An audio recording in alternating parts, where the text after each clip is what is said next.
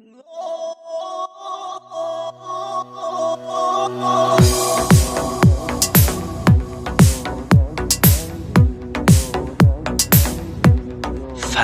ابراهیمی.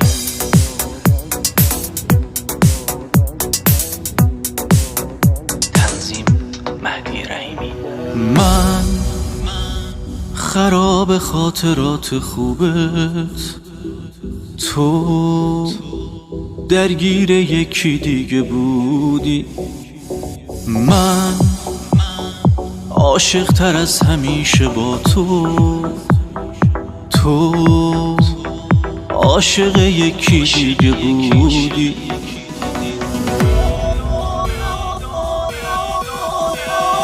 ای داد از درد دوریت وقتی نیستی کنارم، اما بازم به یادت گریه می کردم.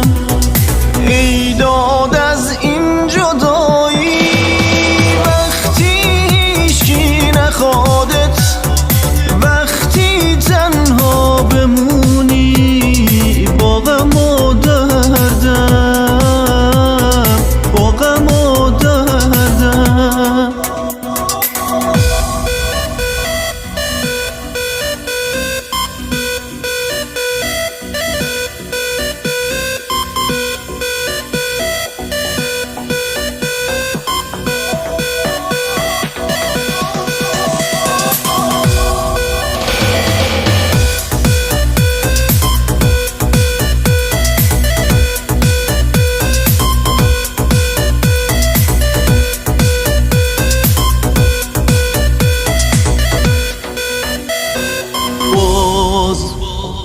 به یاد تو شب و خیابون، باز قدم زدن به زیر بارون، باز هوای سرد بی کسی ها، باز ببین چه جوری بی تو تنها.